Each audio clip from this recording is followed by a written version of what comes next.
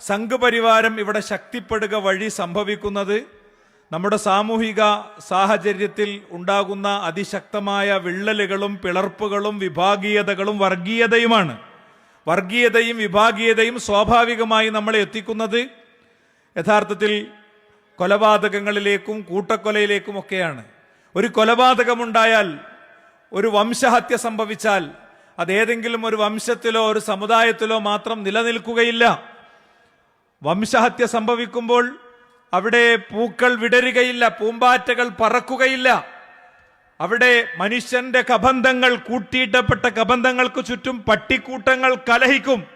അവിടെ കഴുകന്മാർ പാറിപ്പറക്കും. അവിടെ വെള്ളരിപ്രാവുകൾ ചിറകടിച്ച് പറന്നിട്ടുണ്ടാകും. സ്വാഭാവികമായും സ്കൂളുകൾ തുറക്കില്ല, മാർക്കറ്റുകൾ തുറക്കില്ല. അഗ്നിക്കിരയാക്കപ്പെടുന്നത് മുസ്ലിമിൻ്റേത് മാത്രം നോക്കിയിട്ടാകില്ല. അതുകൊണ്ട് ഇത് അടിസ്ഥാനപരമായൊരു പൊതുപ്രശ്നമാണ്.